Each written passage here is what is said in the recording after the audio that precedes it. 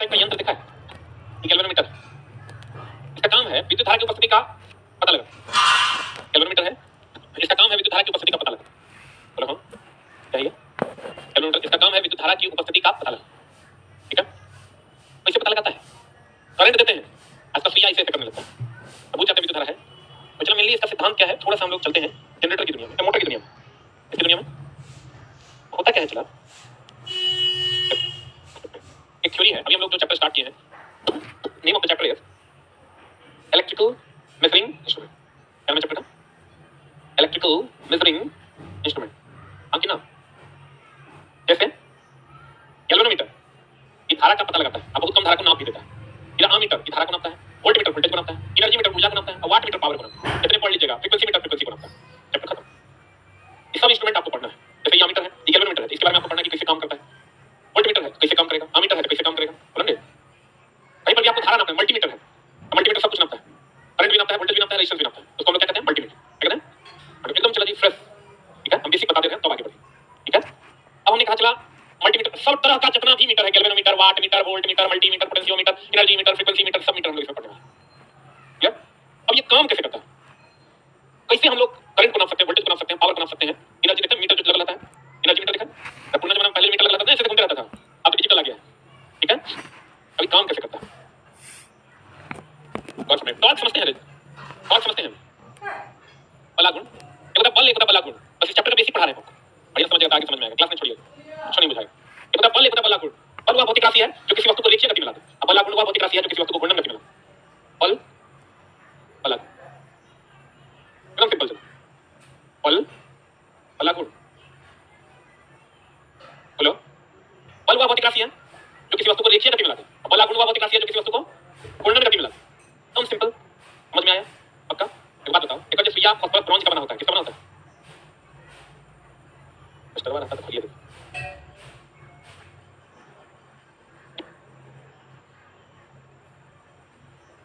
जैसे कहने का मेरा मतलब ये है चला, ये यंत्र जो काम करता है, इसका जो निडल है, इसे जो करता है, कैसे काम करता है? एक बात जान लो, घूर्णन गति ही हम जनरेट कर सकते हैं। अभी भी हम क्या जनरेट कर सकते हैं? बेसिक घूर्णन गति को तुम लीनियर में बदल लो, घूर्णन गति को तुम रेसिप्रोकेटिंग में बदल लो, घूर्णन गति को तुम टॉर्लिंग गति में बदल लो, घूर्णन गति को तुम प्रक्षेपी गति में बदल लो। घूर्णन गति ही बेसिक गति है जो मोटर के द्वारा जनरेट, हम लोग जो जनरेट कर सकते हैं वो कौन गति है? घूर्णन। ठीक है, अब बोलोगे गुरुजी कैसे जनरेट होता है? तो देखो, तो ध्यान देने योग्य बातें हैं। ये नॉर्थ पोल है, साउथ पोल, नॉर्थ से साउथ की तरफ चुंबकीय बल रेखाएं जा रही है।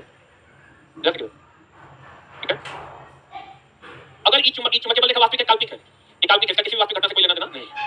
जैसे चला ये मैग्नेट है, मैग्नेट है, जैसे हम बार-बार कहते हैं मुखिया जी है, तो मुखिया जी का अपना क्षेत्र होता है, मुखिया जी का अपना, इधर मान लो क्षेत्र सघन है, इधर क्षेत्र मान लो कम है, विरल है, तो हम अगर ऐसा दिखा दें तो तुम लोग समझ जाओगे मुखिया जी का इधर क्षेत्र सघन है, इधर विरल है, इधर क्षेत्र नहीं है, नहीं। लेकिन मुखिया जी का ये रेखा निकल रहा है, ये काल्पनिक बल रेखा है, मुखिया बल रेखा है, कौन बल रेखा? वैसे ही जहां इधर मुखिया जी का आकर्षण जाते हैं, मुखिया जी के क्षेत्र को दिखाने के लिए मुखिया बल रेखा का प्रयोग किया जाता है, वैसे ही चुंबक के क्षेत्र को दिखाने के लिए चुंबकीय बल रेखा का प्रयोग किया जाता है। ये चुंबक है दोस्त, चुंबकीय क्षेत्र को दिखाने के लिए चुंबकीय बल रेखा का प्रयोग किया जाता है। जो उत्तर से निकलता है दक्षिण में चला जाता है, जो उत्तर से निकलता है दक्षिण में चला जाता है। लेकिन ये रेखा मैग्नेट है, क्या इसे रेखा निकल रहा है? नहीं निकल रहा है, इसका मतलब ये रेखा काल्पनिक है कि वास्तविक है? ये रेखा भी क्या है? काल्पनिक। इन रेखाओं के समूह को जैसे 12 के लिए 1 दर्जन कहते हैं, वैसे इन रेखाओं के समूह को फ्लक्स कहते हैं। इन रेखाओं के समूह को क्या कहते हैं? फ्लक्स। चुंबकीय बल रेखाओं के समूह को फ्लक्स। एलपी की तैयारी में चला, एलपी टेक्नीशियन की अगर तैयारी करते हैं या बिहारी इलेक्ट्रिसिटी की तैयारी करते हैं, मेन इंपॉर्टेंट रोल में एलपी में खास करके मेन इंपॉर्टेंट रोल में अगर पूछा है तो वो है मैं ये ट्रेड और साइंस, ट्रेड साइंस में सिर्फ फिजिक्स और केमिस्ट्री, बायोलॉजी वैसा पूछेगा कि तरह से बनेगा, लेकिन एक बार पढ़ लेना पड़ेगा, एक बार थ्रू आउट पढ़ लेगा तो काम हो जाएगा। लेकिन फिजिक्स में थोड़ा काम नहीं होगा, बढ़िया से पढ़ना पड़ेगा। मेंस में खाली फिजिक्स है 40 नंबर, मेंस होगा 175 का, इसमें ट्रेड और फिजिक्स मिला के 115, 75 में समझो 25 नंबर लाना है, 27 नंबर, 27 में पास हो ट्रेड। इधर जो 100 का तुम्हारा जो इधर होगा 25, मेंस होगा 40 नंबर खाली फिजिक्स है। अब फिजिक्स में भी सब पढ़ना है जितना अभी पढ़ा। हमने कहा कि अगर ये मुखिया जी हैं जिसके चारों तरफ की रेखाओं को मुखिया बल रेखा, चुंबक के चारों तरफ की रेखाओं को चुंबकीय बल रेखा, चुंबकीय बल रेखाओं के समूह को फ्लक्स कहते हैं। लेकिन ये वास्तविक इससे निकल रहा है क्या? ये रेखा नहीं निकल रहा है, काल्पनिक है कि वास्तविक है? ये रेखाएं काल्पनिक। अगर ये चालक तार हम रख दिए, अच्छा ये चालक तार रख दिए, एकदम से आप करंट प्रवाहित कर दीजिए। ये चुंबक है, चुंबक के बीच में आप एक चालक तार रख दीजिए, चालक तार रख दीजिएगा ना, तो ये जो तार है इसमें डिफ्लेक्शन हो जाएगा। जितना ज्यादा करंट दीजिएगा उतना ज्यादा डिफ्लेक्शन होगा। यही तो मोटर है। मोटर में क्या करते हैं? मैग्नेट ले लिया, बीच में तार रख दिया, तार में करंट DIL sin थीटा। चालक तार की लंबाई जितनी ज्यादा होगी बल उतना ज्यादा होगा, करंट जितना ज्यादा होगा बल उतना ज्यादा होगा। थीटा ये है चुंबकीय क्षेत्र और चालक तार के बीच का कोण को क्या कहते हैं? थीटा। बीच चुंबकीय क्षेत्र यानी चुंबक जितना तगड़ा होगा लगने वाला बल उतना तगड़ा होगा, करंट जितना ज्यादा होगा लगने वाला बल उतना तगड़ा होगा, लंबाई जितनी ज्यादा होगी लगने वाला बल उतना ज्यादा होगा। और थीटा भी sin थीटा जितना बढ़ेगा sin 0 1 0 होता है, sin का कितना होता है 1, तो थीटा का मान जितना ज्यादा होगा लगने वाला बल उतना ज्यादा होगा। sin थीटा का मैक्सिमम मान कितना कितना डिग्री पर? 90 डिग्री। अगर ये बताओ इस समकोण पर रहेगा, इसे नहीं होगा, इसे समकोण पर हो जाएगा, sin 90 हो जाएगा, लगने वाला बल महत्तम की न्यूनतम महत्तम हो जाएगा। अगर समानांतर हो जाएगा तो sin 0 0 लगने वाला बल 0 हो जाएगा।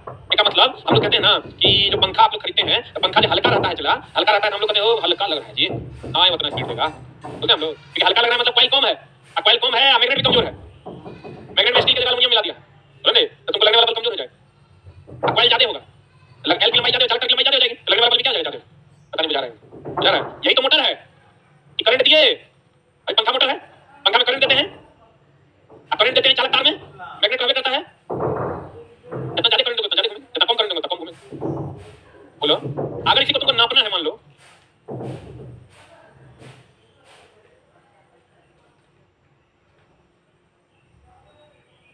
सबसे आसान है मशीन, जो जनरेटर मोटर है, सबसे आसान ट्रेड है इलेक्ट्रिशियन, ये समझ में आएगा, क्लास में छोड़ेगा तब, इससे आसान कुछ नहीं। लेकिन वही बात है, हमारा जैसा एकदम गंवार आदमी गांव का आदमी पढ़ाई करता हो तो टेक्निकल भाषा में अगर पढ़ोगे तो हवे नहीं लगेगा। हम लोग जैसे गांव में मास्टर पढ़ाता था, कॉलेज में चला अपने पढ़ता था, अपने पूछता था, तो पढ़ने का मतलब है प्रैक्टिकली चीजों का ज्ञान, तभी बच्चा को समझ में आए, नहीं तो नहीं। सबसे आसान है मशीन, लेकिन मास्टर से पूछोगे तो बाप ray machine is to tough, बच्चा को नहीं बुझाता, मास्टर को नहीं बुझाता, टू टफ। मशीन से आसान कुछ है नहीं है, कंडीशन सप्लाई क्लास नहीं छूटना चाहिए, चलाओ कि चल लो। अब कितना सिंपल है, एकदम सिंपल। ये चला पॉइंटर है 1 2 3 4, ये मान लो आपका पॉइंटर है 1 2 3 4 5 6 7 8 9 10 11 एम्पियर में कितना चला है ना। अब हम क्या करेंगे, इसमें ध्यान दीजिएगा, इसमें हम लगा देंगे निडेल, लगा दिया। अब इसमें करंट देंगे, योग्यामीटर करंट देंगे, देंगे ना, जितना ज्यादा करंट देंगे उतना ज्यादा घूमेगा, हमको रीडिंग दिखा देगा। देखो कम करंट रहेगा तो यहाँ रहेगा, करंट बढ़ाएंगे ज्यादा ऐसे घूमेगा, और करंट बढ़ाएंगे पता चल जाएगा कितना करंट। देखो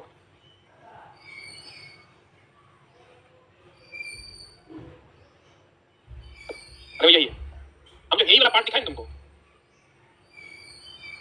यही देखो रीडिंग लिखा है, यही वाला पार्ट कर अंदर में, जैसे ही दोनों टर्मिनल में करंट दोगे एनर्जी डिफ्लेक्शन, यही तो इसका वर्किंग है, अमीटर का भी यही, कैलोरीमीटर का भी यही, वोल्टमीटर का भी यही, क्लियर। अब इसी में हम लोग क्या करते हैं, चला कि इसमें हम लोग ऐसा अरेंजमेंट ना करके, ये ऐसा अरेंजमेंट तो ठीक है, यही हो गया आपका क्या अमीटर या वोल्टमीटर जो भी है,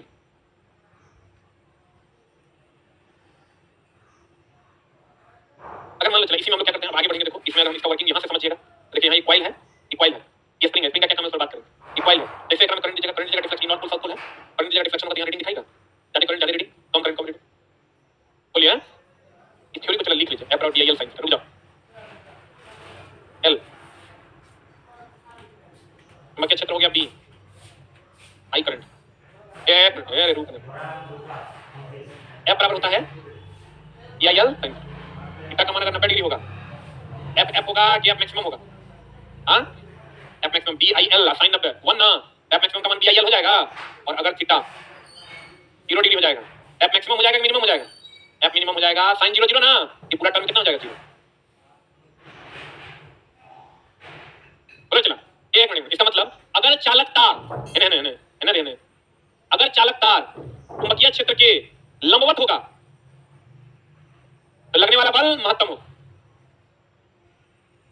और अगर चालक समानांतर मतलब 0 डिग्री की 90 डिग्री, अगर चालक तार पता चला ये ऐसे हो जाएगा तो कोई बल लगेगा, ऐसे रहेगा तो नहीं, धक्का मारेगा, ऐसे रहेगा तो बल लगेगा, सही है क्या। अगर चालक तार चुंबकीय क्षेत्र के समानांतर हो तो लगने वाला बल 0, पता नहीं बुझा रहा है कि पूरा में जा रहा है, जा रहा है में निकल जा रहा है, बोलो तो चला ताप्ते भैंस चला गया है तो हम क्या कर सकते हैं बताओ, अरे ये था ये बोला जा रहा है,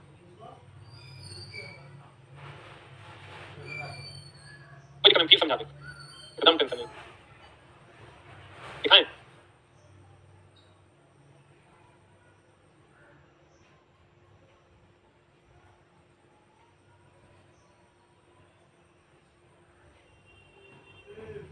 दिखाएं, इतना अधिकतर एग्जाम में पूछता है साइंस पार्ट में,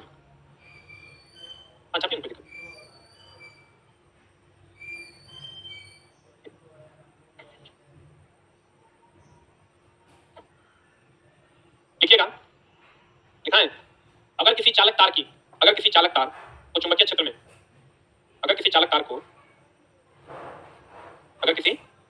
को चुंबकीय क्षेत्र में लंबवत रूप से रखा जाए, लंबवत रूप से रखा जाए, लंबवत रूप से रखा जाए, तो लगने वाला बल महत्तम होता है, तो लगने वाला बल महत्तम होता है।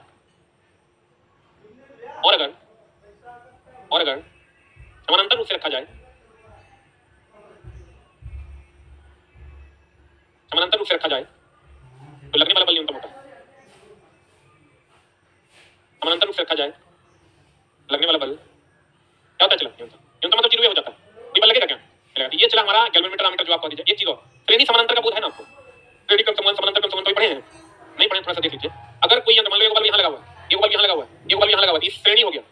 और अगर इस टाइप से लगा हुआ है, ये ऐसा ऐसा कर देता है चला, ये का मतलब पूरा यंत्र यहाँ लगा है, बल्ब, पंखा, हीटर कुछ लगा है, बोले ये हो गया समानांतर। ये पता है श्रेणी में क्या होता है, समानांतर में क्या होता है? कि अगर आप जानते हैं तो अच्छी बात है, नहीं जानते तो थोड़ा सा जान लीजिए। श्रेणी में, समानांतर में, श्रेणी क्रम में वोल्टेज अलग अलग, धारा समान होता है। समानांतर में वोल्टेज समान, धारा अलग अलग होता है। इसलिए देखो समानांतर में सब बल्ब एक जैसा रोशनी, क्योंकि सबका वोल्टेज समान है, क्योंकि सब समानांतर पैरेलल में ऐसा ऐसा कनेक्शन होता है श्रेणी में। ये ऐसा, ये एसी सोर्स का सिंबल है, ये पता है ना? ऐसा है मतलब एसी सोर्स है, यानी ट्रांसफार्मर से करंट आ रहा हो। और ऐसा है मतलब डीसी सोर्स है, बोलो नहीं करेगा। ऐसा है तो कौन सोर्स है? एसी। ऐसा है तो डीसी। तो ये जो है एसी सोर्स है कि डीसी? कौन सोर्स है? एसी सोर्स है। और अगर समानांतर की बात करोगे, समानांतर ऐसा होता है ना, हो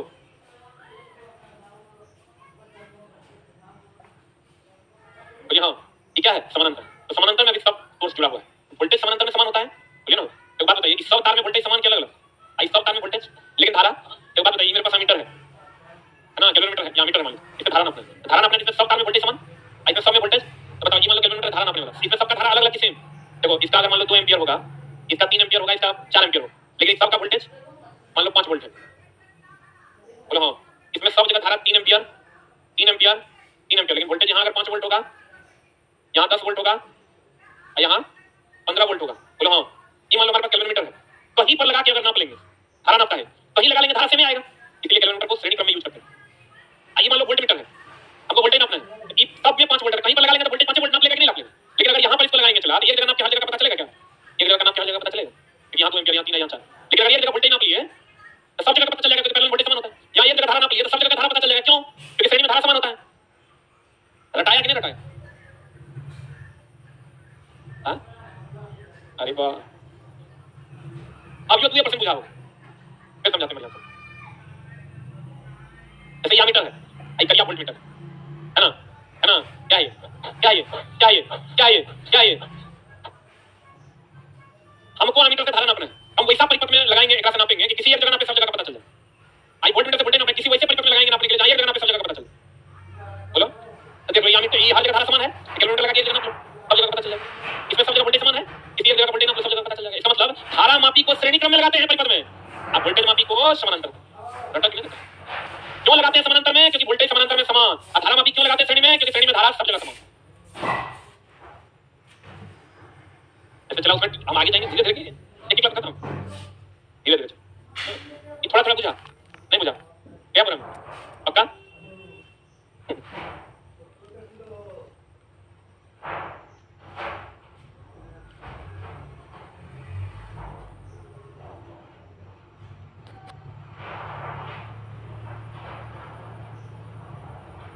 इंजीनियरिंग में चला, मेरे नस नस में दौड़ता है, लेकिन कंडीशन ये है बच्चा क्लास नहीं छोड़ता। प्लस आज का क्लास छोड़ दिया, अगला 10 क्लास काफी सूझ जाओ, कुछ नहीं बुझाएगा। अब चला तू बैठ के करिए ना। अब आगे हम की करेंगे? आगे हम कहेंगे देखो एकरा हम अमीटर है, श्रेणी क्रम में लगा रहे हैं, क्योंकि हर जगह धारा समान हो, एक जगह नापेंगे सब जगह नापेंगे। हां फिर हम कहेंगे देखो नॉर्थ पोल है तो साउथ पोल है, नॉर्थ से साउथ की तरफ चुंबकीय बल दिखाई जा रही है, उसमें कोई चालकता रखेंगे और हमें करंट वाइज करेंगे तो हमें डिफ्लेक्शन होगा। डिफ्लेक्शन का ऐसे करेगा टॉर्क है, ऐसे होगा बल है, इसका मतलब ऐसे कर रहा है मतलब ये बल आघूर्ण है। हां मुझे तो गड़बड़ थोड़ा थोड़ा समझ में आया, लेकिन आप क्लास नहीं छोड़िए। Thank you very much.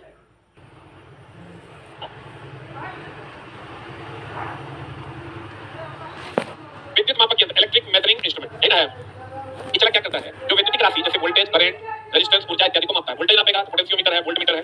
Current नापेगा, धारा नापेगा। रेजिस्टेंस, प्रतिरोध, ऊर्जा नापेगा, एनर्जी मीटर। देखो ये एनर्जी मीटर है, एक घर में हम लोग का अलग अलग रहता है। बोलो हाँ, ये तुम्हारा इधर आओगे तो ये ओम मीटर है, प्रतिरोध मापी। इसी तरीके से ये भी ओम मीटर है, ये अमीटर है, ये ओम मीटर है यानी प्रतिरोध नापेगा। ये फिर मल्टीमीटर है, मल्टीमीटर है जो प्रतिरोध भी नापेगा, वोल्टेज भी नापेगा, धारा भी नापेगा, उसको हम लोग मल्टीमीटर कहते हैं। सब कुछ को नापने का एक यंत्र है जिसके द्वारा हम चीजों को क्या करते हैं, नापते हैं। ये यंत्र विद्युत धारा के विभिन्न प्रभावों पर कार्य करते हैं। मेनली ये विद्युत धारा के चुंबकीय प्रभाव पर काम करते हैं। किस पर काम करते हैं? विद्युत मापक यंत्रों की कमानी के निर्माण के लिए सबसे जो कमानी है ही निडिल है ना, इसके लिए हम लोग किसका उपयोग करते हैं? फास्फोरस ब्रॉन्ज का। किसका उपयोग करते हैं? फास्फोरस ब्रॉन्ज का उपयोग करते हैं। किसी विद्युत प्रभाव की किसी विद्युत राशि को मापने के लिए यंत्र में जो युक्ति लगी होती है उसे हम लोग क्या कहते हैं? सेंसर। विद्युत प्रभाव को जो नापता है उसको हम लोग क्या कहते हैं? चला सेंसर। विद्युत मापक यंत्र दो प्रकार के होते हैं, एक होता है प्राथमिक, एक होता है द्वितीय। ठीक है, प्राथमिक यंत्र वो होता है चला जो सिर्फ ये बताता है कि वो है कि नहीं है। प्राथमिक यंत्र सिर्फ उपस्थिति का ज्ञान करवाता है, जैसे कैलोरीमीटर। ये प्राथमिक यंत्र ये धारा की उपस्थिति के बारे में बताता है कि धारा है कि नहीं है। और ये दिशा का ज्ञान करवाता है, ये किसी चीज को नापता नहीं है। कौन? प्राथमिक यंत्र किसी चीज को नापता नहीं है। द्वितीयक यंत्र किसी चीज को नापता है। क्या करता है? कहते हैं प्राथमिक यंत्र। यह यंत्र किसी सूचक युक्ति के द्वारा किसी विद्युत राशि की केवल उपस्थिति को दर्शाता है, जैसे चुंबकीय निडल। अगर करंट दीजिएगा ना, ये ऐसे करें, इसका मतलब अगर ये ऐसे कर रहा है मतलब करंट है, ये नापता नहीं है, खाली उपस्थिति का पता लगाता है। और जो द्वितीयक है क्या करता है? नापता है। वह युक्ति जिसके द्वारा विद्युत राशि को मापा जाता है, जैसे अमीटर, वोल्टमीटर इत्यादि। ये कितने प्रकार के होते हैं? 3 प्रकार। द्वितीयक यंत्र 3 प्रकार। देखो, सूचक या इंडिकेटिंग जो तत्कालिक मान को नापता है, एक है रिकॉर्डिंग यंत्र, एक है इंटीग्रेटिंग यंत्र। देखो सब अलग अलग। सूचक या इंडिकेटिंग यंत्र वह यंत्र जो किसी विद्युत राशि के तत्कालिक मान, तत्कालिक मतलब उस समय पर, तत्कालिक मान को एक संकेतक के द्वारा पूर्वांकित पैमाना, जो पहले से अंकित होता है नहीं पैमाना 10, 20, 30 पूर्वांकित पैमाने पर दर्शाता है, जैसे अमीटर, वोल्टमीटर, मेगा वाटमीटर इत्यादि। रिकॉर्डिंग यंत्र वह यंत्र जो किसी विद्युत राशि के तत्कालिक मान को एक ग्राफ पेपर पर अंकित करता है, ऐसा ऐसा। जैसे ईसीजी रिपोर्ट लिखा है, वो रिकॉर्डिंग यंत्र है। यंत्र है वो रिकॉर्ड ग्राफ पेपर पर दर्शाता है, जैसे रिकॉर्डिंग वोल्टमीटर। इंटीग्रेटिंग यंत्र होता है एनर्जी मीटर, जो पूरे दिन पूरे महीने का एक बार दिखाता है। एनर्जी मीटर पूरा महीना करने के बाद दिखाता है। वह यंत्र जो किसी विद्युत राशि के प्रेक्षण काल के अंतर्गत कुल मान को दर्शाता है। प्रेक्षण का मतलब एक महीना, एक साल के कुल मान को दर्शाता है, जैसे किलोवाट आवर मीटर यानी एनर्जी मीटर, ऊर्जा मीटर, वाट घंटा मीटर, एम्पियर घंटा मीटर। एम्पियर घंटा का मतलब भी ऊर्जा होता है, वाट घंटा का मतलब भी ऊर्जा मीटर। ये सब जो है पूरे दिन पूरा महीना का एक साथ दिखाता है, इसको हम लोग कहते हैं इंटीग्रेटिंग। देखो कितने प्रकार का हो गया, कौन कौन? सूचक या इंडिकेटिंग, रिकॉर्डिंग। इंडिकेटिंग और इंटीग्रेटिंग में अंतर है। इंटीग्रेटिंग, इंटीग्रेट करना मतलब होता है बड़ा करना, या डिफरेंशिएट करना मतलब छोटा करना। देखो हमने आपको कहा यंत्र दो प्रकार के, एक होता है प्राथमिक, एक होता है द्वितीयक। प्राथमिक यंत्र की अगर हम बात करें, किसकी बात करें? ये सिर्फ उपस्थिति के बारे में बताता है, इसके बारे में बताता है, और ये नापता है। नापता है तो ये 3 प्रकार का। पहला समझे, पहला इंडिकेटिंग, रिकॉर्डिंग, तीसरा इंटीग्रेटिंग। तो इंडिकेटिंग जो होता है ये तत्कालिक मान को दर्शाता है, उन मान को। और रिकॉर्डिंग जो है ये नाप के ग्राफ के रूप में दर्शाता है। और ये जो है किसी समय अंतराल में दर्शाता है। किसमें दर्शाता है? एक दिन, एक महीने का। ईसीजी रिपोर्ट देता है, उससे पता चलता है कि किसी खास समय पर इसका ग्राफ कैसा था। अगर अलग अलग पन्नों में लिख के अगर निकलेगा तो तब ग्राफ से तो एक बार में पता चल जाता है कहाँ उठ रहा है, कहाँ गिर रहा है। लेकिन पन्ना में लिख के आएगा, सब वैल्यू को देखना पड़ेगा। समझे? कहते हैं अगर किसी निश्चित समय पर का दिखाएगा इंडिकेटिंग, ग्राफ के द्वारा दिखाएगा क्या? रिकॉर्डिंग। कहता है समय अंतराल में दिखाएगा इंटीग्रेटिंग। किलोवाट आवर मीटर कैसा यंत्र है? इंटीग्रेटिंग। समझे? मीटर कैसा इंस्ट्रूमेंट है? द्वितीयक। गैल्वेनोमीटर कैसा है? प्राथमिक। करंट दिया, डिफ्लेक्शन होने लगा, प्राथमिक द्वितीयक। उपस्थिति का पता लगाने के लिए प्राथमिक द्वितीयक, प्राथमिक। और उपस्थिति का नहीं नापेगा तो कौन? द्वितीयक। द्वितीयक कितने प्रकार का? Indicating, recording, integrating. इंडिकेटिंग सिर्फ इंडिकेट करता है उस समय के तत्कालिक मान को। जैसे चला अगर सब तोड़ दिया करें, ये गैल्वेनोमीटर है, ये देखिएगा दुकानदार रखता है। और दुकानदार चलाकर में क्या करता है? तो अगर लाइन नहीं है और उसको बल्ब चेक करना है कि सही है कि गलत है। लाइन है तो लाइन लगा के भी चेक कर देगा, लेकिन अगर उसको चेक करना लाइन नहीं है तब चेक करना है तो क्या करेगा? दूसरे का तार निकल जाता है, ऐसे करके सटाएगा। अगर इसमें डिफ्लेक्शन हो गया तो सही है, नहीं हुआ तो गलत। इंडिकेट, ये खाली इंडिकेट करता है, ये प्राथमिक युक्ति है, सिर्फ बताता है कि है कि नहीं है, करंट की उपस्थिति है कि नहीं है। द्वितीयक जो होगा क्या करेगा? नापेगा। द्वितीयक के 3 प्रकार का, इंडिकेटिंग, रिकॉर्डिंग, इंटीग्रेटिंग। इंडिकेटिंग तत्कालिक मान को, इंटीग्रेटिंग जो होगा जैसे देखता है हॉस्पिटल सब में जो ऐसे करके लगा रहता है, कहीं मरने लगता है तो जो है 2-4 बार जैसे भगवान के सामने हीरोइन मुड़ी पट्टी की फिर ऐसे एकदम सांस लेगा। और उसके बाद जो है रिकॉर्डिंग यंत्र था, वही यंत्र था। रिकॉर्डिंग यंत्र के द्वारा आपको ये दर्शाया जाता है ग्राफिकली, हृदय की धड़कन, हृदय में एक प्रकार की जो ध्वनि है वो अवसर पे तरंग छोड़ता है, वो अवसर पे तरंग एक प्रकार का कंपन है, और कंपन यहाँ इंटीग्रेट करके आपको दिखाता है ग्राफ के द्वारा। अगर हार्ट बीट चल रहा है तो कंपन जो होगा वो कंपन यहाँ दिखेगा, हार्ट बीट खत्म हो गया, कोई कंपन नहीं होगा, धन्य करेगा। कहते हैं अब देखो ये कौन सा यंत्र है? एनर्जी मीटर, इंटीग्रेटिंग यंत्र है। तब नहीं देखना पूरे दिन, पूरे महीना, पूरा साल का एक बार दिखा देता है। अब देखो विद्युत परिपथ में सांकेतिक यंत्र इसकी आवश्यकता निम्नलिखित है। ये जो आपको इंडिकेट करता है इसकी आवश्यकताएं निम्नलिखित है। क्या क्या आवश्यकताएं हैं और फरमाइएगा। देखो एक ही छोड़ो, कभी गाड़ी देखे हो, मोटरसाइकिल नहीं देखे हो? आप देखो कभी, अगर तुम सीडी डिलक्स स्प्लेंडर ये सब चलाया होगा, नहीं देखा है? उसमें तुम देखना है नीडल रहता है, तेल दिखाने वाला, स्पीड दिखाने वाला रहता है। बाकी तो अभी जितना आ गया सब डिजिटल हो गया, डिजिटल में एक्यूरेट दिखता है। तो वो जो नीडल रहता है, जब गाड़ी में तेल कम है, जैसे तुम चाबी दोगे ना, वो पहले इससे जाएगा, इस जगह पर आएगा, औकात पर। आप फिर ऐसे करते हुए फिर अस्थिर होगा, ऐसा देखो। पहले जैसे तुम गाड़ी का चाबी दोगे ना, लगेगा सारा खुले हो गया कि गाड़ी, आप फिर वो अपनी औकात पे आ जाएगा, आप फिर ऐसे थरथराएगा, फिर अस्थिर होगा। ठीक है? तो चूंकि जो घूर्णन गति है, बल और बलाघूर्ण में क्या अंतर है? बल किसी वस्तु को रेखीय गति में लाता है, अब बलाघूर्ण किसी वस्तु को घूर्णन गति में लाता है। बल किसी वस्तु को कौन गति में लाता है? रेखीय गति। अब बलाघूर्ण किसी वस्तु को घूर्णन। ये तो ऐसे चलता है। इसका जो निडल है, ये जो दोस्त मेरा निडल है,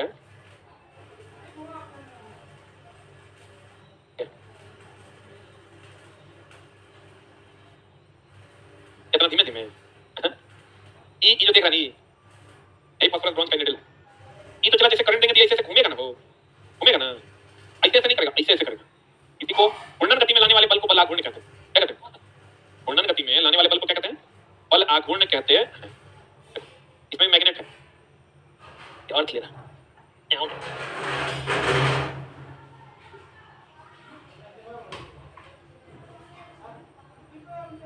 अब देखो यहाँ मैग्नेट है, इसमें जब करंट देते हैं ऐसे ऐसे घूमता है।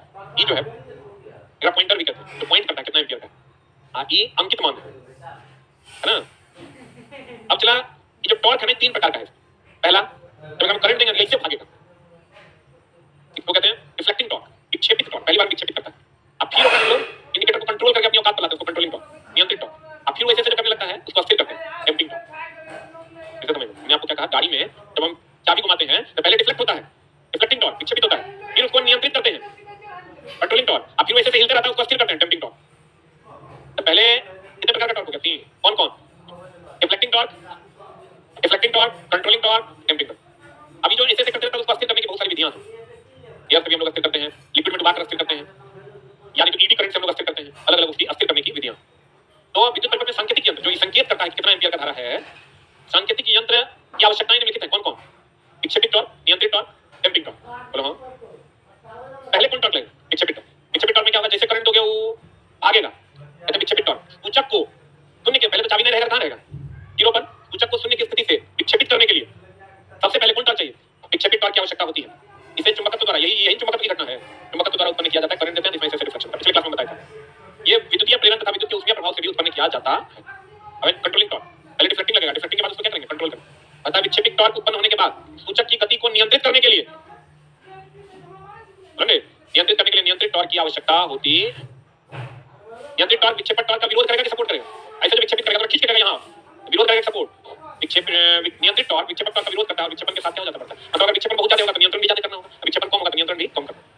इसका मतलब विक्षेपित टॉर्क जितना ज्यादा होगा, नियंत्रित टॉर्क भी उतना ज्यादा होगा।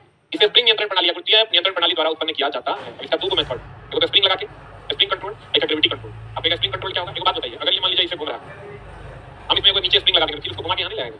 आज ये वो है ग्रेविटी कंट्रोल, इसे वर्टिकल में काम करेगा। अगर मान लो विक्षेपित होकर यहाँ चल गया, ग्रेविटी के अधीन अगर भारी इधर से इसका विरोध कम होगा, विरोध कम होगा तो अपनी औकात पर नहीं आ जाएगा। एक है जिसमें स्प्रिंग लगा दिया जाता है, यहाँ कंट्रोल स्प्रिंग। स्प्रिंग का काम क्या है? चला औकात पे लाना, ये जैसे डिफ्लेक्ट करेगा तो उसको फिर कहाँ लाएगा? औकात पे। ये काम कौन करेगा? स्प्रिंग। ग्रेविटी कंट्रोल जो है वो सिर्फ वर्टिकल में काम करता है, इसमें काम करता है।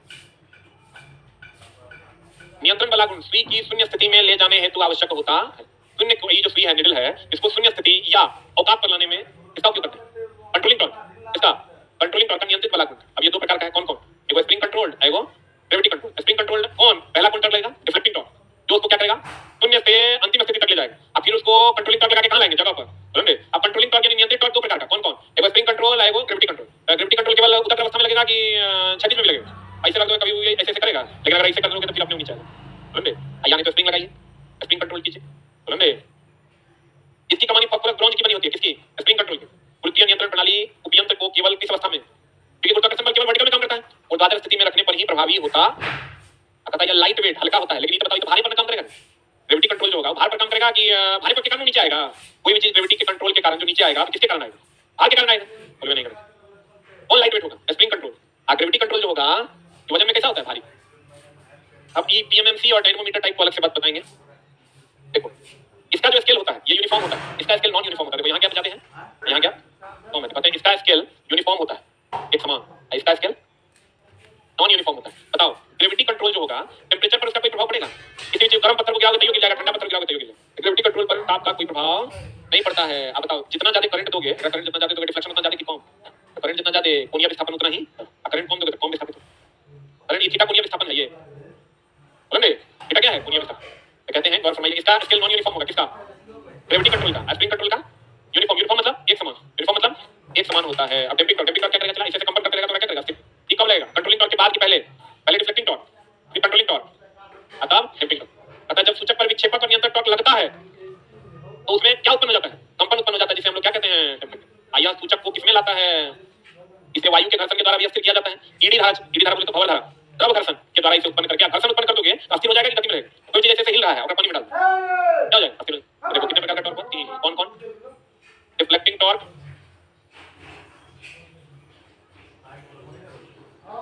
विद्युतीय परिपथ को चलाने के लिए 3 प्रकार के टॉर्क की आवश्यकता है। टॉर्क बोले तो बल गुण, कौन कौन?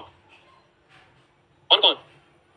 पहला विक्षेपण टॉर्क जिसको हम डिफ्लेक्टिंग टॉर्क कहते हैं। दूसरा नियंत्रण टॉर्क। तीसरा डैम्पिंग टॉर्क, है ना? पहले ही लगेगा फिर ही लगेगा तब नहीं लगेगा। ये 2 प्रकार का है, एक स्प्रिंग कंट्रोल है, एक वो दोस्त मेरे ग्रेविटी कंट्रोल है।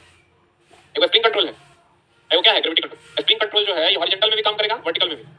बोलो हाँ। ग्रेविटी कंट्रोल जो है केवल वर्टिकल में काम करता है। इस पर तापमान का कोई असर, लेकिन इस पर तापमान का असर पड़ेगा। क्यों पड़ेगा? क्योंकि स्प्रिंग गर्म हो जाएगा चला तो फैल ना जाएगा रे, इस पर तापमान का असर पड़ेगा। इसका स्केल जो होगा वो यूनिफॉर्म होगा, इसका स्केल जो होगा नॉन यूनिफॉर्म होगा। आगे पढ़ेंगे। नॉन यूनिफॉर्म होता है चला क्योंकि जब कंट्रोलिंग टॉर्क जो है कभी कभी कम ज्यादा भी होता है और समान भी होता है। तो डिपेंड करता है चला कितना नजदीक है कितना दूर है। जैसे अगर मान लिया दूर है तो नियंत्रित करने के लिए ज्यादा बल लगाना पड़ेगा, नजदीक आ गया तो नियंत्रित करने के लिए कम बल लगाना पड़ेगा। ये कम ज्यादा होता है, इसी इसका ग्रेविटी कंट्रोल होता है नॉन यूनिफॉर्म होता है। ऐसे भी चला ऊपर से नीचे आता है तो गुरुत्वाकर्षण बल कम ज्यादा होता है क्योंकि जी का मान ऊपर से नीचे आने पर बढ़ता है, बढ़ता है, इसलिए नॉन यूनिफॉर्म होता है। और इसको तो स्प्रिंग से तो कोई मतलब नहीं, यूनिफॉर्म बल लगाता है। तो टॉर्क कितने प्रकार के हो गए? 3। यंत्र कितने प्रकार के हो गए? 2। कौन कौन? प्राथमिक और द्वितीयक। प्राथमिक में सिर्फ उपस्थिति का ज्ञान करवाता है, द्वितीयक में नापता है। द्वितीयक में क्या करता है? नापता है। अब नापता है तो ये 3 प्रकार का, इंडिकेटिंग, रिकॉर्डिंग, इंटीग्रेटिंग। इंडिकेटिंग हो जाएगा जो तत्कालिक मान, रिकॉर्डिंग ग्राफ, इंटीग्रेटिंग जो समय था। एनर्जी मीटर क्या है? इंटीग्रेटिंग है। मीटर वोल्ट मीटर ईसीजी वगैरह का जो नापता है वो क्या है? रिकॉर्डिंग। चुंबकीय सुई क्या है? इंटीग्रेटिंग, इंडिकेटिंग है। चुंबकीय सुई क्या है? इंडिकेट, सिर्फ इंडिकेट करता है करंट है या नहीं है। उसके बाद टॉर्क हम 3 प्रकार के आपको पढ़ाए, कौन कौन? विक्षेपण, नियंत्रण और डैम्पिंग। पहले कौन टॉर्क लगेगा? विक्षेपण, फिर कौन लगेगा? नियंत्रण, फिर कौन लगेगा? डैम्पिंग। विक्षेपण टॉर्क जितना ज्यादा करंट होगा उतना ज्यादा विक्षेपित होगा। विक्षेपण टॉर्क जितना ज्यादा होगा कंट्रोलिंग टॉर्क उतना ही ज्यादा होगा। ये डैम्पिंग जो होता है अवमंदन बल जो होता है ये एडी करंट से, द्रव घर्षण से, वायु घर्षण के द्वारा उसको क्या कहते हैं? क्लियर? समझ? कल हम लोग पीएमएमसी वगैरह के बारे में अगली क्लास में चर्चा करेंगे। Thank you very much.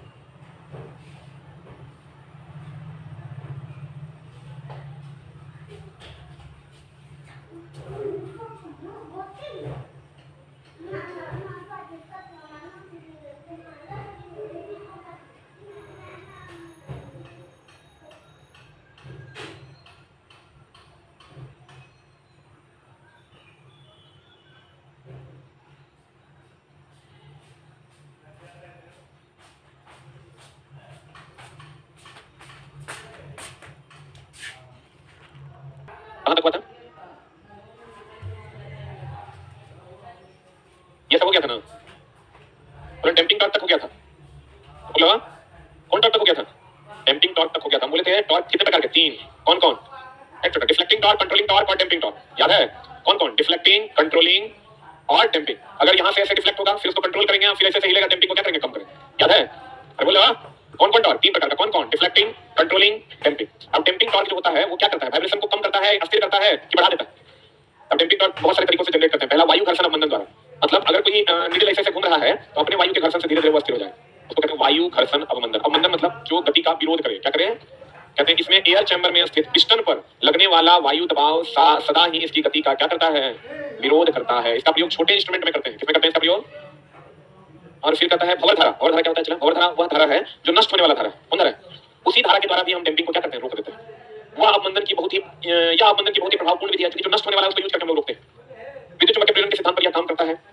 इसमें एल्युमिनियम या तांबे की चट्टी का प्रयोग करते हैं। देखो ये है भंवर धारा, ये चट्टी है, इस चट्टी को जब भंवर धारा से होकर ऐसे नचाया जाता है, इसको रोकता है, यहाँ रोकने के बाद ये अस्थिर हो जाता है। इसमें ज्वेल बियरिंग का प्रयोग करते हैं। यहाँ पर जो बियरिंग हम लोग यूज करते हैं, यहाँ जो लोग बियरिंग यूज करेंगे वो कौन बियरिंग होगा?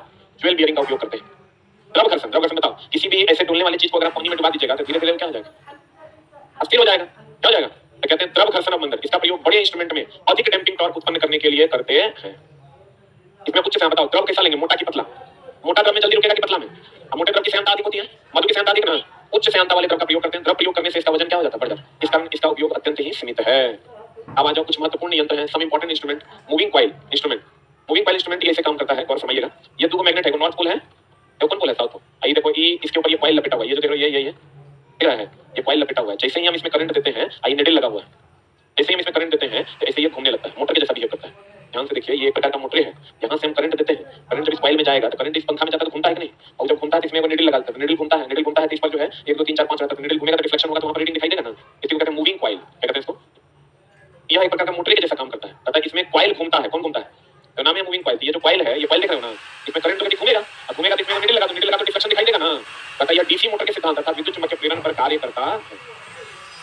इस टाइप का होता है, इसमें ये निडल लगा हुआ है, हम इसमें करंट देंगे, करंट देंगे तो ये घूमेगा, घूमेगा तो क्या करेगा, रिफ्लेक्ट करेगा। आइए स्प्रिंग का काम क्या है, कंट्रोल का। स्प्रिंग का काम क्या है, पता है, इसमें स्केल एक समान होता है। स्केल कैसा होता है? ये जो स्केल होता है ये एक समान होता है। इसमें स्थायी चुंबक का प्रयोग होता है। ये जो चुंबक है ये कैसा चुंबक है, जो नॉर्थ पोल है, ये जो साउथ पोल है, कैसा चुंबक है, स्थायी। ये अस्थायी चुंबक या डायनमोमीटर प्रकार के होते हैं। ये दूसरे मीटरों की तुलना में महंगा होता है क्योंकि इसमें कॉइल घूमता है।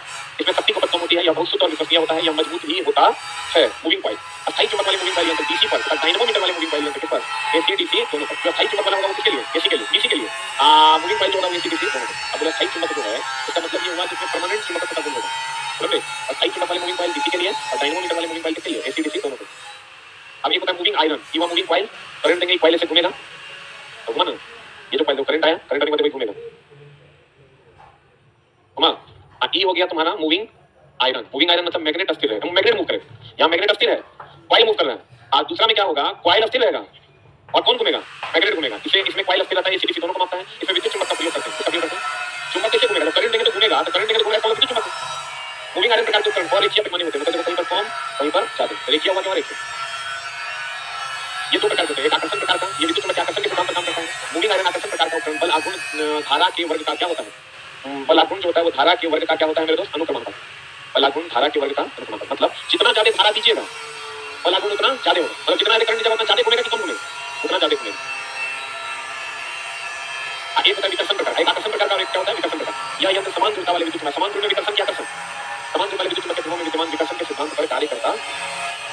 अब यहाँ तक कुछ लाख कहने का ये मतलब था कि या तो कॉइल घूमेगा या तो क्या घूमेगा, मैग्नेट। कुछ भी घूमेगा, उसमें अगर आप निडल लगा दीजिएगा तो घूमने लगेगा और डिफ्लेक्शन दिखा के आपको जो माप है वो देने लगेगा। बट अपार्ट फ्रॉम दिस अब हम लोग इधर चलते हैं, पीयूष कुमार जी। गैल्वेनोमीटर, एक होता है गैल्वेनोमीटर, एक होता है हामीटर, एक होता है वोल्टमीटर, एक होता है एनर्जी मीटर, एक होता है एवियोमीटर या मल्टीमीटर, एक होता है मेगर। इस सब का अलग अलग काम है। जैसे गैल्वेनोमीटर का काम है बहुत कम धारा को नापना या धारा की उपस्थिति का पता लगाना, हामीटर का काम है धारा को नापना, और वोल्टमीटर का काम है वोल्टेज नापना, मेगर का काम है उच्च प्रतिरोध नापना, व्हीटस्टोन ब्रिज का काम है ज्ञात प्रतिरोध नापना, केल्विन ब्रिज का काम है कम प्रतिरोध नापना, एवियोमीटर या मल्टीमीटर का काम है वोल्टेज करंट और प्रतिरोध नापना, पोटेंशियोमीटर का काम है विभव नापना, वोल्टमीटर का काम है विभवांतर नापना। तो बहुत सारा यंत्र है जिसका अलग अलग काम है, समझे? बहुत सारा यंत्र है जिसका अलग अलग काम है। सबसे पहला यंत्र जो हम लोग पढ़ने जा रहे हैं वो क्या है, गैल्वेनोमीटर। कौन यंत्र, कुछ नहीं होता। जैसे मोटर की पंखा एक प्रकार का मोटर है, करंट जैसा घूमता है, इसमें भी वही होता है। देखो इसमें कॉइल में हम अगर इसमें कॉइल में करंट देंगे तो करंट घूमेगा, नीचे नीचे रिफ्लेक्ट करेगा, ज्यादा करंट देंगे ज्यादा घूमेगा, कम करंट देंगे कम घूमेगा। गैल्वेनोमीटर का काम है धारा की उपस्थिति का पता लगाना। अगर धारा है, ये मान लीजिए अगर हमारा गैल्वेनोमीटर है,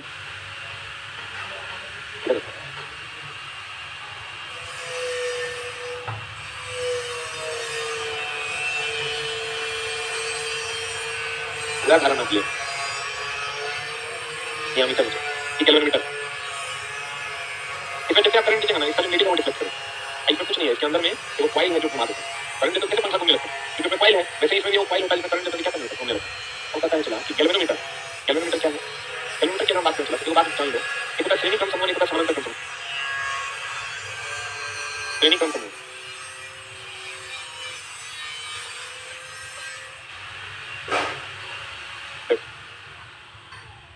R1 R2 यह R1 R2 है ना।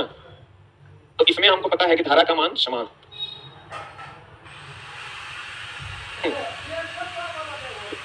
हाँ है ना। देखो श्रेणी क्रम समूह अब समानांतर क्रम समूह, श्रेणी क्रम समूह की अगर बात करें तो धारा समान है, वोल्टेज अलग, और समानांतर क्रम समूह में वोल्टेज समान है, धारा अलग, है ना। अब गौर से आप देखिए मेरे दोस्त कि धारा समान वोल्टेज अलग, तो वोल्टेज समान धारा अलग। तो गौर समझिएगा कि जितना भी धारा मापी यंत्र है वो सब श्रेणी क्रम में होता है, क्योंकि श्रेणी में धारा क्या होता है समान, और जितना भी वोल्टेज मापी यंत्र है वो सब समानांतर क्रम में होता है। क्यों? क्योंकि समानांतर में वोल्टेज का मान क्या होता है समान, समानांतर में किसका मान समान होता है? वोल्टेज का मान जो होता है वो समान होता है। किस क्रम में? समानांतर क्रम में वोल्टेज का मान क्या होता है? समान। ध्यान देना, श्रेणी में धारा समान और समानांतर में क्या समान? वोल्टेज समान। बहुत बढ़िया बात है। तो जितना धारा मापी यंत्र है वो सब किस क्रम में? श्रेणी क्रम। और जितना वोल्टेज मापी यंत्र है किसमें? समान। बताओ धारा मापी यंत्र में कौन कौन आ गया? एगो अमीटर आ गया, एगो गैल्वेनोमीटर आ गया, समझे। अब वोल्टेज मापी यंत्र में वो वोल्टमीटर आ गया, एगो पोटेंशियोमीटर आ गया। बोलो, एगो पोटेंशियोमीटर आ गया। कहते हैं बात समझना, ये जो गैल्वेनोमीटर है, गैल्वेनोमीटर की अगर हम बात करें तो ये इसका सिंबल गैल्वेनोमीटर का गैल्वेनोमीटर, गैल्वेनोमीटर का सिंबल कुछ ऐसा होता है, ऐसा।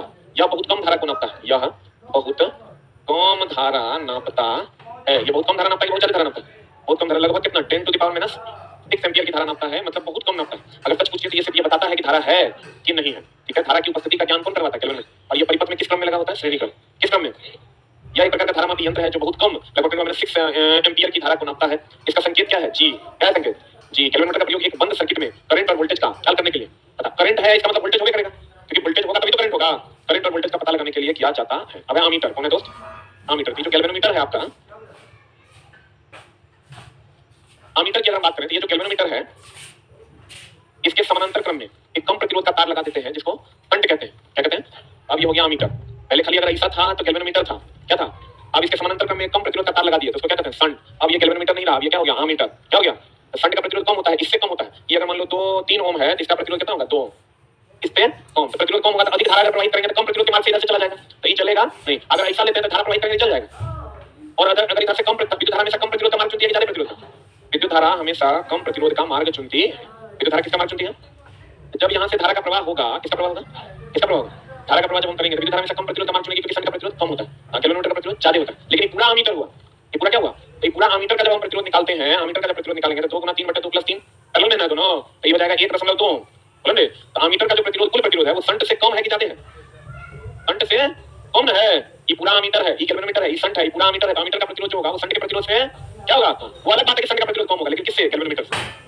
बोलिए, कहते हैं अमीटर, अमीटर का काम है क्या नापना? धारा नापना। क्या नापना? अमीटर कैसे बनता है? गैल्वेनोमीटर के समानांतर में कम प्रतिरोध का तार लगाते हैं जिसे क्या कहते हैं? शंट। क्या कहते हैं? शंट कहते हैं। तो अमीटर का निर्माण होता है। इसका प्रयोग भी विद्युत धारा को मापने के लिए किया जाता है। विद्युत धारा को मापने के लिए करेंगे तो इसको परिपथ में किस क्रम में लगाएंगे? श्रेणी क्रम। इस पूरे को परिपथ में श्रेणी क्रम में लगाएंगे, लेकिन गैल्वेनोमीटर को अमीटर में बदलने के लिए शंट को समानांतर में लगाएंगे। अगर कहेगा शंट किस क्रम में लगा होता है? समानांतर क्रम में। बोलो, शंट किस क्रम में लगा होता है? हाँ, समानांतर क्रम में लगा होता कौन? लेकिन ये पूरा का पूरा अमीटर किस क्रम में लगा होगा? श्रेणी क्रम में। बोल नहीं करेंगे, पूरा का पूरा अमीटर किस क्रम में लगा होगा? श्रेणी क्रम में लगा होता है। समझ ले।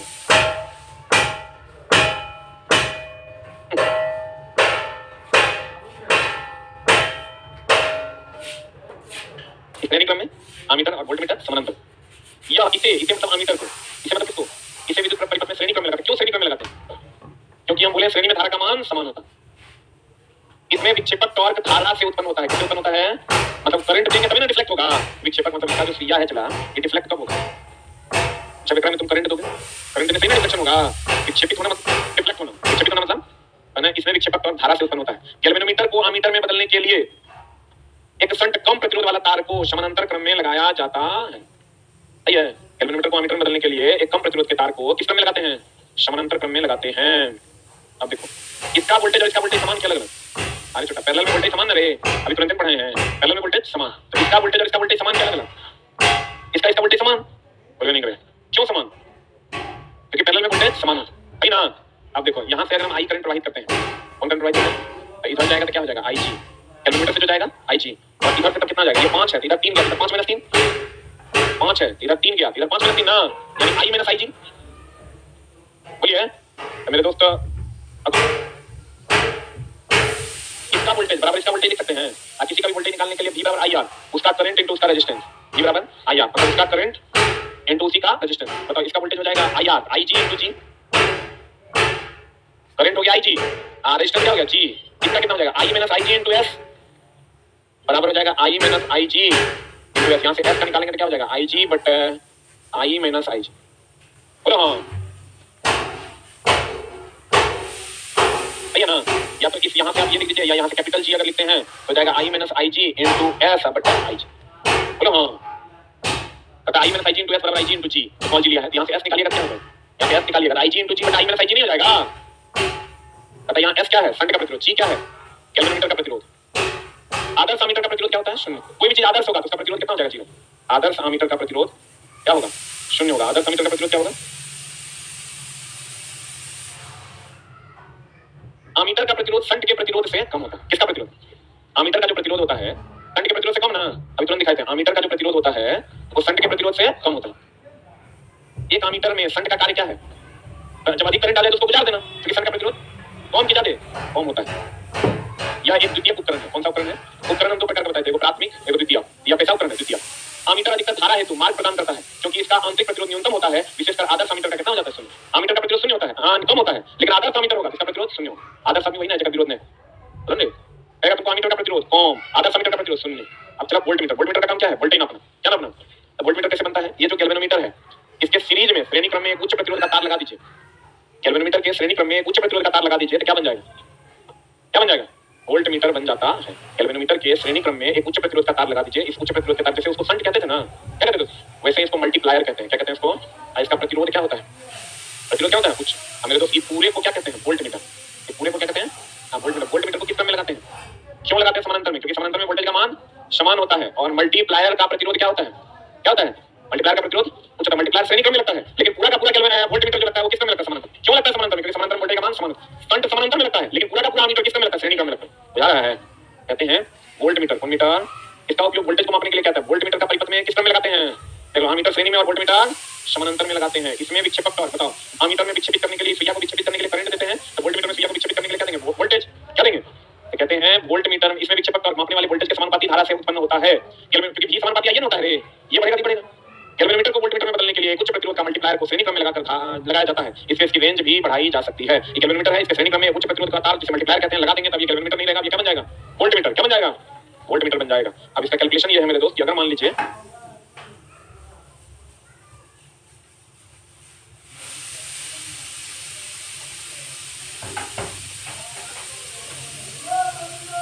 मल्टीप्लायर की अगर हम बात करें, तो मल्टीप्लायर की अगर बात करें, ये चला क्या हो गया, वोल्टमीटर। क्या हो गया ये, वोल्टमीटर। तो हमको ये पता चला कि अगर पूरे का वोल्टेज भी हो, पूरे का वोल्टेज भी हो, यहां से यहां तक का वोल्टेज मान लो Vm है, क्या है, यहां से यहां तक का वोल्टेज मान लो Vg है।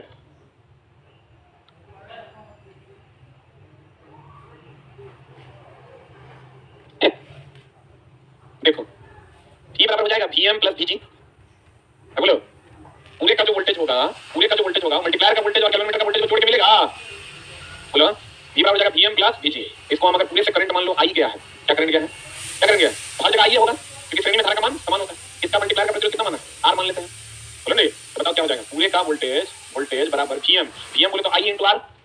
अरे बोलो यहाँ आएंगे प्लस I इंटू G, बोल में नहीं करे। अब चक्कर वैल्यू निकालना होगा, निकाल देंगे। देख लो V बराबर Vm प्लस Vg, V बराबर हो जाएगा IG इंटू R। I मान लो या IG मान लो, IG into R, IG into G। यहाँ से हम IG इंटू R अगर निकालना चाहते हैं, सेपरेट करेंगे तो V minus IG into G हो जाएगा, IG इंटू G। अरे यहाँ से अगर हम I R सेपरेट कर लेंगे तो नहीं हो जाएगा V minus I into G। बोलो नहीं, खाली यहाँ I नहीं लेकर के क्या ले लिया है, IG क्या ले लिया है, बड़ी सब कोई काम नहीं है। चला यहाँ से मार निकालेंगे तो क्या हो जाएगा, ये IG से भाग लग जाएगा दोनों में, बोल में नहीं करेगा। ये IG से भाग लगेगा, G बटा IG, हाँ IG कट जाएगा, G बच जाएगा। R क्या है, उच्च प्रतिरोध, मल्टीप्लायर का G क्या है, गैल्वेनोमीटर का प्रतिरोध, बट इसका कोई काम नहीं। आदर्श वोल्टेज का प्रतिरोध, आदर्श वोल्टेज का प्रतिरोध कितना होगा, अनंत। मल्टीप्लायर का प्रतिरोध उच्च की निम्न, उच्च की निम्न, शंट का प्रतिरोध निम्न, मल्टीप्लायर का प्रतिरोध उच्च, शंट का प्रतिरोध निम्न। अमीटर का काम है धारा नापना, वोल्टमीटर का काम है वोल्टेज नापना। अमीटर परिपथ में श्रेणी क्रम में लगता है, वोल्टमीटर परिपथ में समानांतर क्रम, लेकिन शंट समानांतर में लगता है, मल्टीप्लायर श्रेणी में। शंट किसमें लगता है, समानांतर, मल्टीप्लायर किसमें, श्रेणी। क्लियर है, बोलेंगे आज की कार्रवाई यहीं तक।